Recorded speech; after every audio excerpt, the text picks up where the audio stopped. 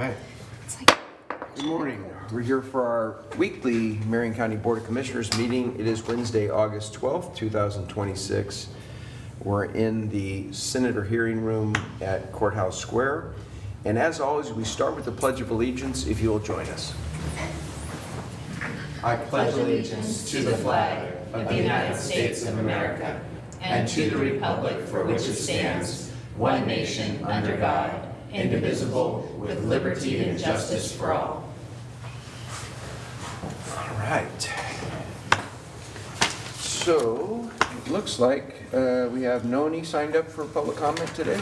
okay. All right, nobody's here to have public comment.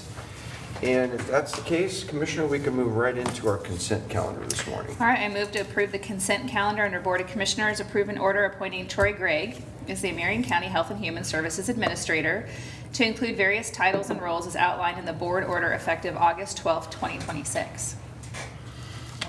You can wait, I still give you the rest, but I just wanted to make a point of that. There'll be no excitement about that. No excitement, I said. Two bad. I get to decide my own feelings. Business Services approve an invoice with Brown & Brown Insurance Services in the amount of $1,002,331.14. Boy, you guys really tested my math there. For the renewal of a property insurance policy with National Fire and Marine Insurance Company retroactive to July 1st, 2026 through July 1st, 2027.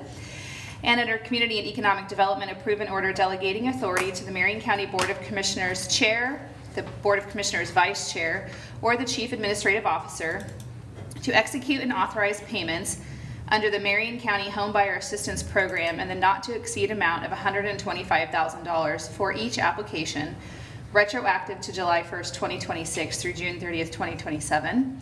Under Health and Human Services, approve an order appointing Nai Se Chow as the primary intergovernmental agreement manager and Ricarda Hargrove as the backup IGA manager, authorized to accept service, implement prior authorizations in the express payment reporting systems for the Intellectual and Developmental Disabilities Program effective August 12th, 2026. Under Public Works, approve the supplemental project agreement between the Oregon Department of Transportation, Marion County, and Polk County in the amount of $3,828,500, of which an estimated $3,435,313.05 will utilize federal funding, an estimated $393,186.95 will utilize Polk County funding, and zero funds will be provided by Marion County to deliver the Helmick Road Luckiamute River Bridge Rehabilitation Project on behalf of Polk County through December 31st, 2032. And finally, approve the engineering and related services contract with David Evans and Associates in the amount of $399,569.24 to provide land surveying and engineering services for the design of a mitigation plan and robust geotechnical solution for a slow-moving landslide that is occurring at North Fork Park through March 31st, 2029. I will second the motion. We have a motion and a second. Is there any further discussion? Well, yeah, there was some really exciting excitement that when the first item on the consent calendar, we were appointing Troy Gregg as the Marion County Health and Human Services Administrator. Did he beatbox? Not yet. He hasn't yet, but I think there's something coming up in the future. But in all seriousness, it's a great thing for Marion County and for Health and Human Services to have you there, Troy, and your leadership.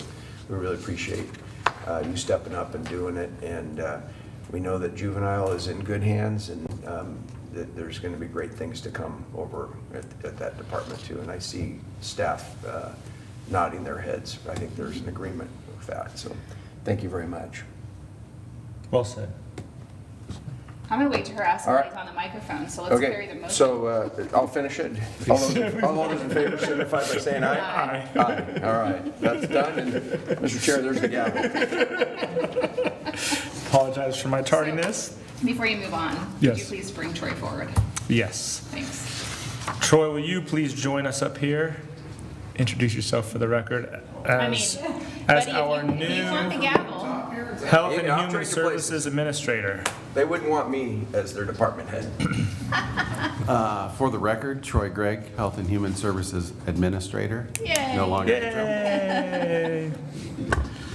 I wanted to take an opportunity to thank, and I don't have anything prepared today, but I will tell you there will be something pretty cool, and I mentioned it to Commissioner Cameron the other day, that will be coming forward that will bring some joy and my personality. I can't wait. So we will get something up that way, and I know my exec team, who is in the back, that Yeah. came over here to support me, are very excited about this too, because they know exactly what it is. Have you been practicing in Just front make of sure them? you get their full permission if you drag them into it, because I know some of them pretty well, so more introvert than extrovert, some. I remind them every exec team meeting, and we have 2 a week, so. I wanted to say thank you for the trust that you're putting in me to lead the Health and Human Services team. My role as juvenile director has been amazing. I've had a fantastic crew over that way. We've accomplished a lot of things. I'm very confident in the leadership that is behind with Alicia. She was a fantastic second and is doing a fantastic job as the interim as well. But I want to just say is that when I took the opportunity several months ago to step into the Health and Human Services, I wasn't sure what to expect. I knew it was a big step outside for me. It had been a while since I'd been something different other than neck deep in juvenile stuff. And so it was a fun challenge to kind of walk into, and day by day, I can honestly say it's been a fantastic experience. And the reason that it's a fantastic experience is because of the people that are at the Health and Human Services building. I want to specifically call out the exec team. I told them I wouldn't do this if it wasn't for the quality of people that we had sitting in those roles. They, as always, when a good leader has people that make them better, and by far and away, they do make me better, and I am excited to be there. I'm excited to bring a little bit of juvenility to the Health and Human Services team, and it's been a great experience every step of the way. I love the interactions that we have in the hallway, and just creating an environment for them which supports the fantastic work that they do when it comes to everything community, because again, the role of us across Marion County is how do we best serve our people, and there are so many programs at Health and Human Services that do so, and you have amazing people doing those work, and so loving every minute of it. I know that's a little bit crazy for being in the twilight of my careers to want to jump into something, but I can't say how long it's been since I felt as energized and excited about doing something. And so thank you for my team back this way, and the support that they showed for showing up today for just a simple consent announcement. And so I appreciate the time for you guys to let me do this. Thank you. Thank you. And I Commissioners? accept. Yeah, well, I'm glad you accept. I'm glad that you said yes a few months ago. I actually have no doubt that you would be able to come in and, I think, just shine some new light into the energy that existed, but maybe needed a little bit more elevation. And since you've been there, I mean, it's no secret that, well, the work you do is pretty important to me. The work that the health department does. I mean, it's the biggest program that we have in the county, and it touches the most lives, the most vulnerable spaces. And I have said the entire time I've been a commissioner, why are we so siloed? Specifically, the systems that care for families, and kids are a part of families, and I've only just become more and more excited about the role that you fill, the passion that you have for kids.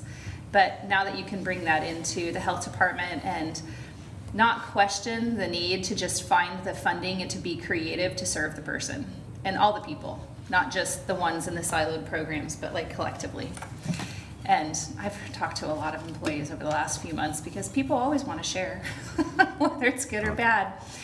And I'm thrilled that it's all been good and that you take the time to say hi and ask them about themselves and get to know them. And your Friday reports are fun. I finally replied. Thank you. You're welcome.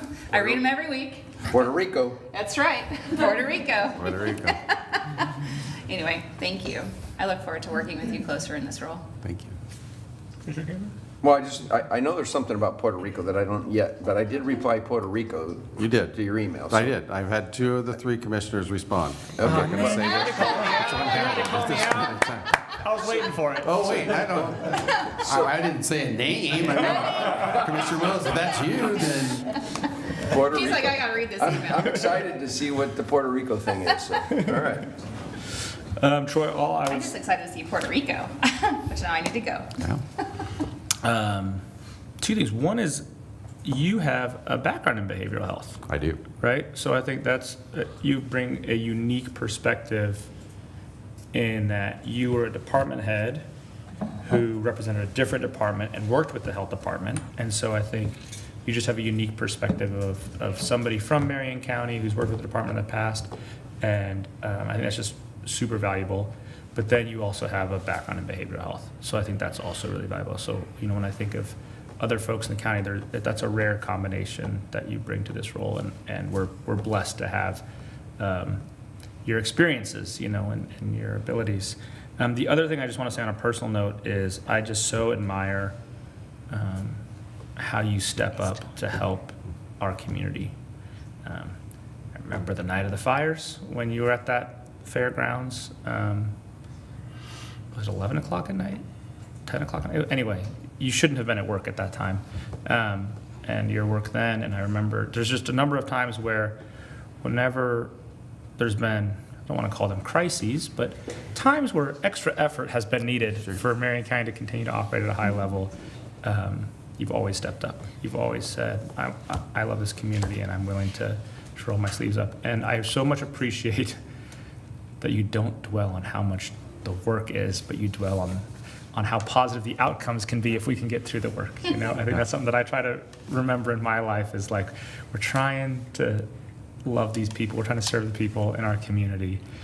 And yeah, there's going to be some work involved. Yeah. But if we dwell on the work and the negative stuff, we'll never do the good. And you're somebody that I find inspiration from because you seem to always say yes to the challenge if you can see that it's going to be good for people on the other side. And I just see this as another moment where you're willing to take on a challenge and serve our community. So thank you for doing that.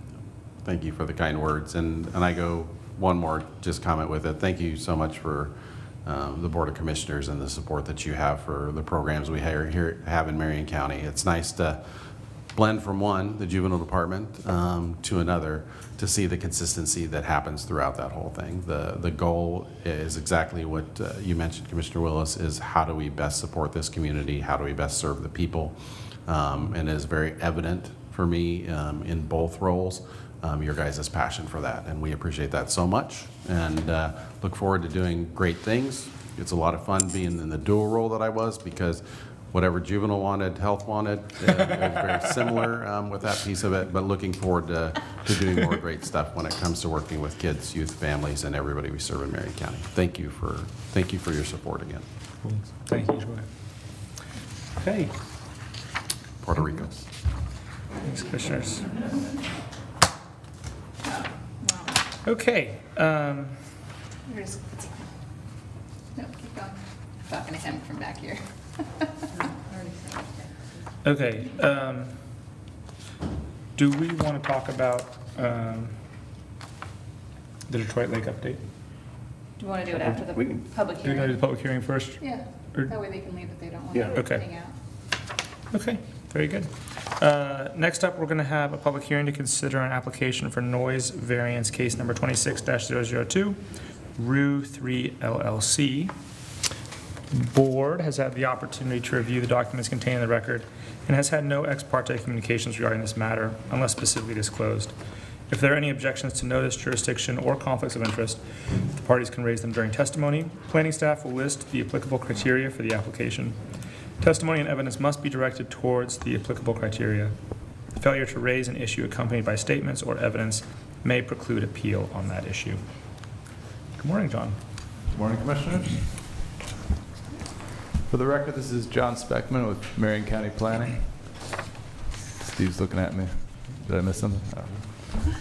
The application before you today is for a noise variance to allow music exceeding the noise ordinance between 5 p.m. and 10 p.m. on August 23rd, 2026 on exclusive farm use owned property located at 12333 Silver Falls Highway Southeast, Almsville. Ben Rue, Lucas Rue, Joel Rue, and Jesse Rue on property owned by Rue 3 LLC proposed this noise variance in order to hold a private employee appreciation event. The application was submitted on July 17th, 2026, more than 35 days before the event, as required by Marion County Code 8.45.090B. All property owners within 1,500 feet of the subject property were mailed notice of the hearing. The proposed event will not generate significant noise outside of the generally permitted hours of 5 a.m. to 10 p.m. However, the applicants expect the volume to exceed 65 decibels and therefore seek this noise variance. The noise variance criteria requires that the variance provides substantial benefit to the public generally, that denial of the variance would significantly impact the utility of the event, and that effective measures will be implemented to mitigate significant noise impacts. The applicant proposes this noise variance to permit the celebration of their employees, and the company employs many people in the local area. The music is integral to the planned event. The stage has been planned in a location both close to the road and evenly spaced between the closest dwellings on other properties. The closest dwelling to the stage is approximately 1,500 feet to the east. The second closest dwelling is 1,800 feet to the west. Due to the distance from the source of the music and the fact that the applicants will end music at 10 p.m., consistent with those standard hours in Chapter 8.45, it appears that the proposed noise variance will not create any significant noise impacts on neighboring properties. Marion County Septic noted that on-site wastewater facilities were not authorized to handle events as large as the one proposed on August 23, 2026.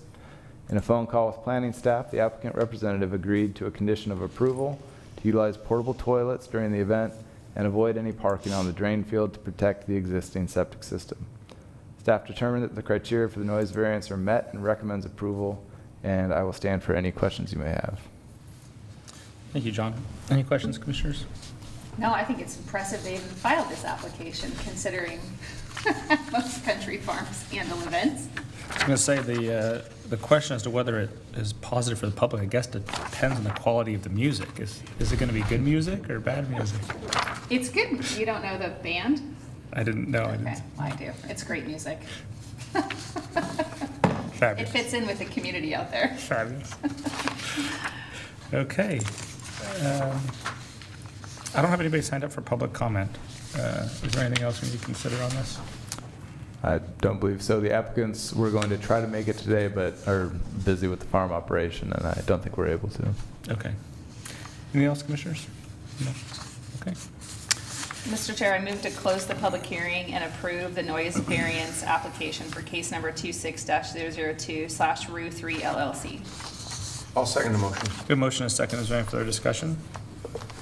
Seeing none, all those in favor signify by saying aye. Aye. Aye.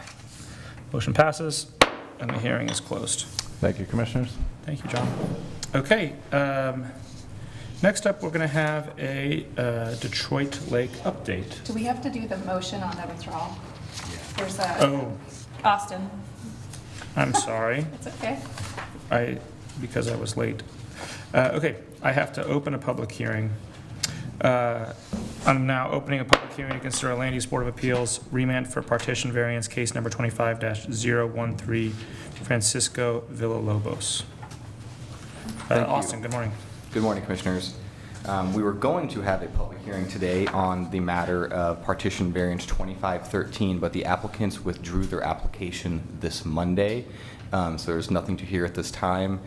The reason for the withdrawal is, so this case went to LUBA, was appealed to LUBA, and then remanded based on the interpretation of our variance code that was not made by the Commissioners. We have actually been working on a code update that as part of that code update, we would clarify in the variance section of code that you can take a variance to the standard explicitly. So the applicants have elected to just wait for that code update to go through and then reapply at a later date when that is finalized. Okay. Is there anything else we need to do? No. We just need to, we don't have anybody signed up for public comment. Mr. So- Chair, Yeah. if I could just put on the record, it is legal's interpretation that no code update is needed in order to if we wanted to move the application forward, since it has been withdrawn, it will be done. But I just want to make sure that's clear on the record that legal does believe the board has authority to approve this if it wanted to do so. Okay. Okay, because the applicant has withdrawn, we don't have to take any action at this time, is that correct? Okay. So in that case, I will close this public hearing. Thanks, Austin. Thank you. Okay, now finally, we can have the Detroit Lake update.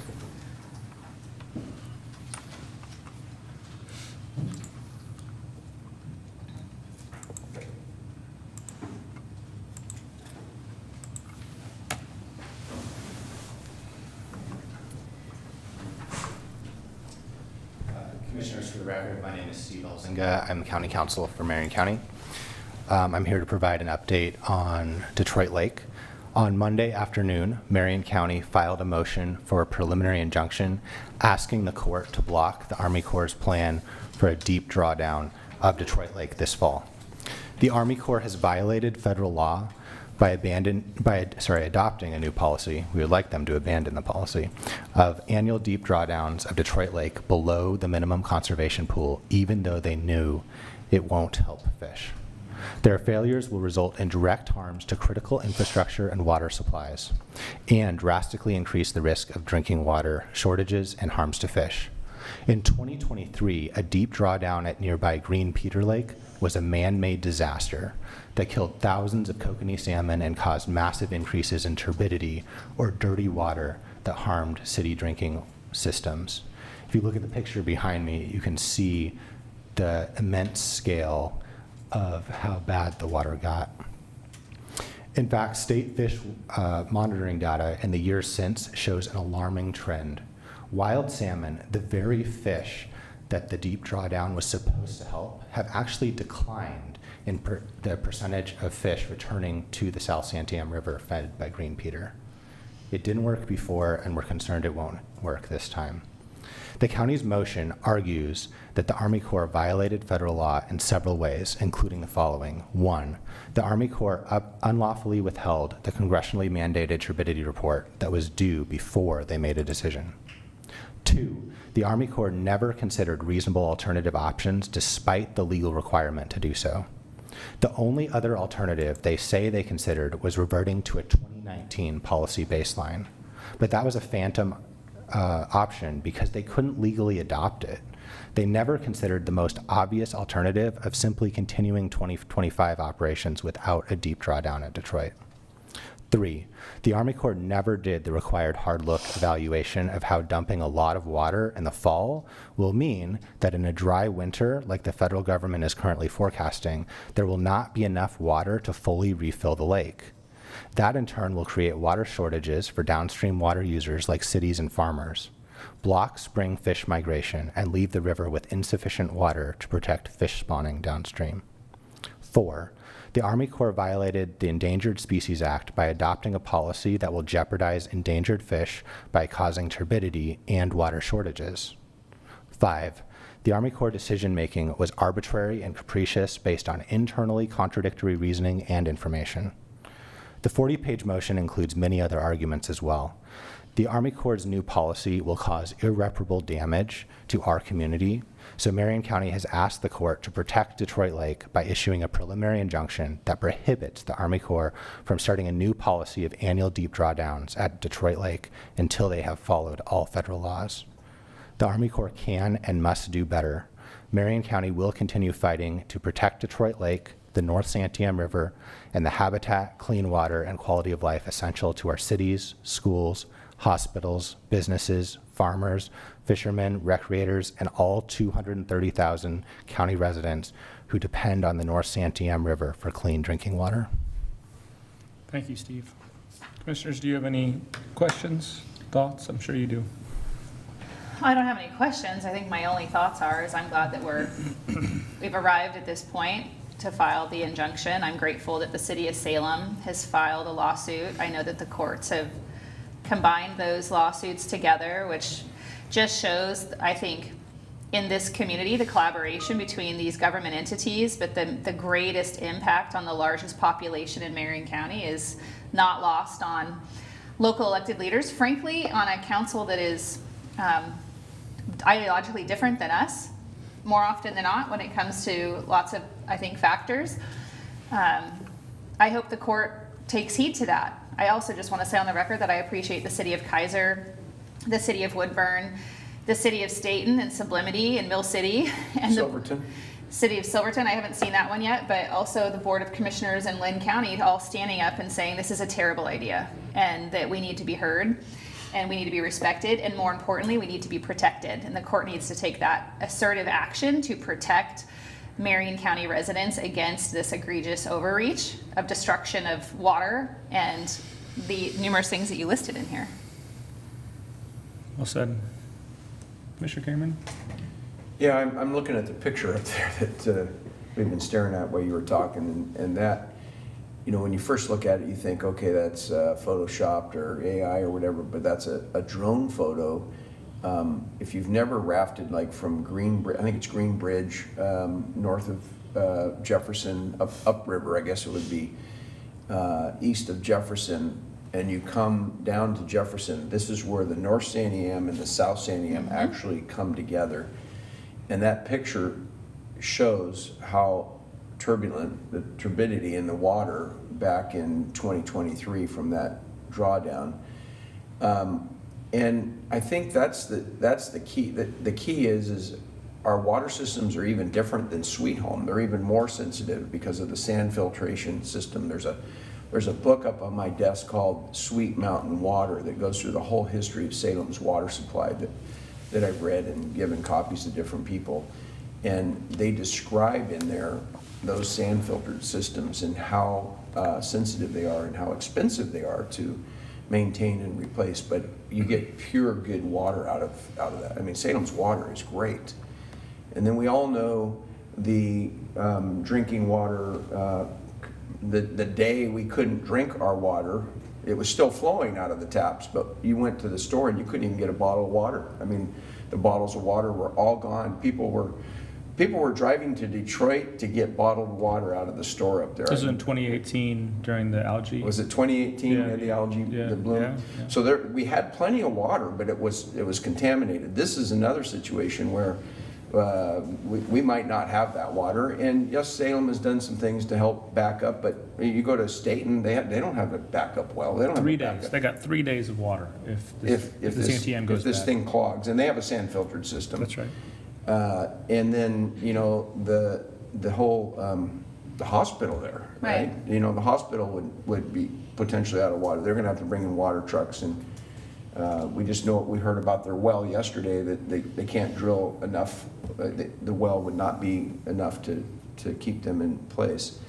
And then the last thing I mean, obviously, drinking water supply is the #1 issue that I'm concerned about for 230,000 citizens. But then it goes further than that, the turbidity issue. But they're planning on taking this lake down, and I've been on the lake when it was at 1425. I mean, I've got pictures of the old wagon train. Standing on the dirt when the water's that low, seeing. Yeah. I've been on that thing, you know, and there's quicksand and all kinds of stuff being out there. I think that was 2019, and there's actually pictures in my house of that time, how low the lake was. And they're going to go down another from 1425 down to 1395, and the water, they need 750 cubic feet per second to even draw water for the city of Salem. And yes, their models, they always talk about their models, and we know how inaccurate their models are in today's world because of, you know, whether you like it or not, warmer days and we don't have snowpack, etc. But their models show that they take it down to 1395 for that 2-week period, and then the rains come and it comes right back up to the conservation level of 1450. Well, that's great if it's a normal year, but if we have a drought in December and January, they won't have enough water flowing into the reservoir to actually feed water down. Whereas now at 1450, the winter conservation, if we have that type of a drought, they can lower that thing and still supply Salem with water. So there's some real risk to this whole drinking water issue.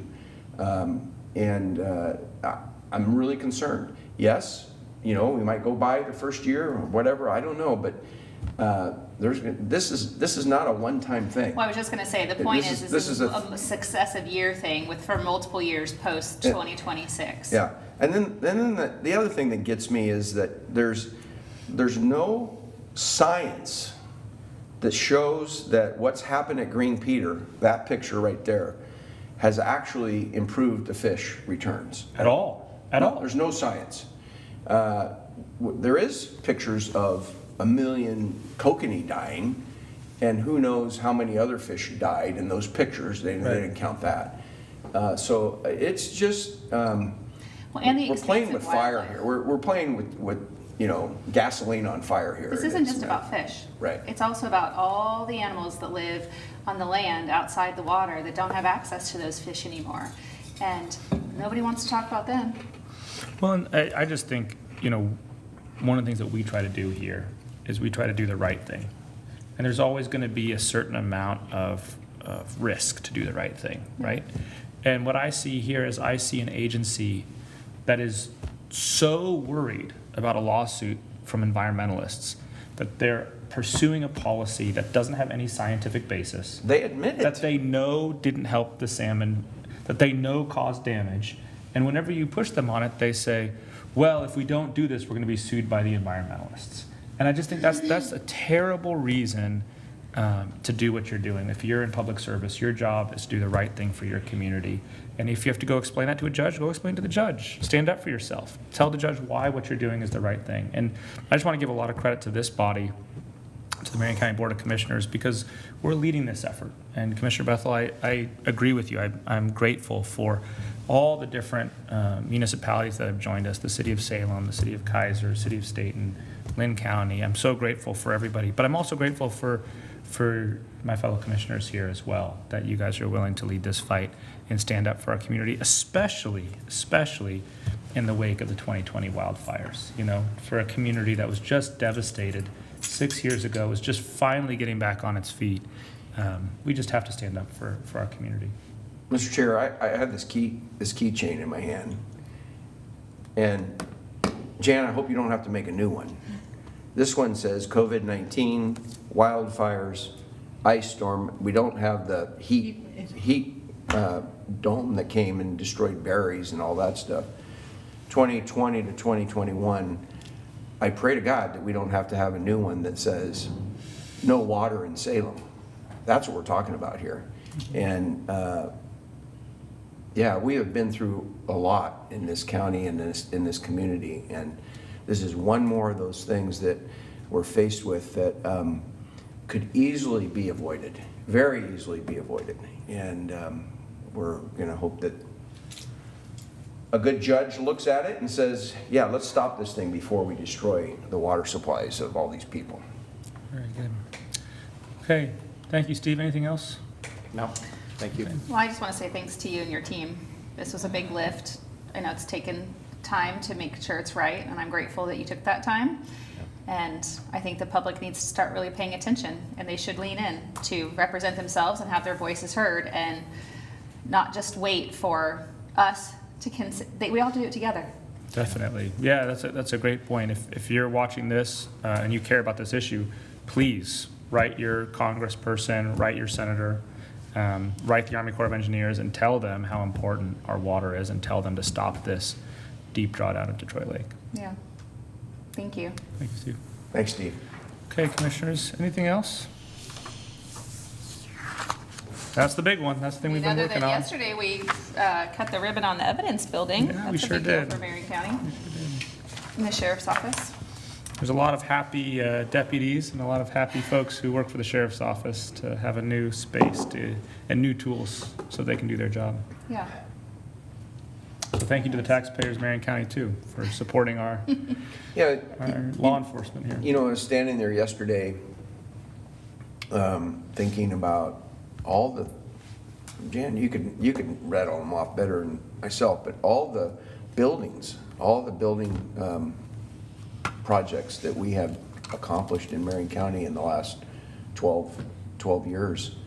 There's a lot of stuff. The infrastructure that we have is solid, really solid. We have some other things we're gonna take a look at, some expansion and some more development, but I want to, hats off to Tammy's department and all the work that they have on their plates and continue to do, and some of the struggles that they still have, challenges with staffing and stuff.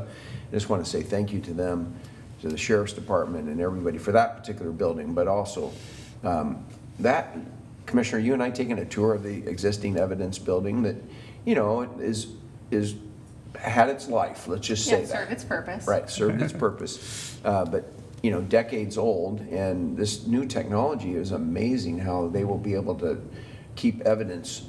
What would you say as an attorney? I just say secure, the chain of custody. The chain of custody, Yeah. the way this thing is designed.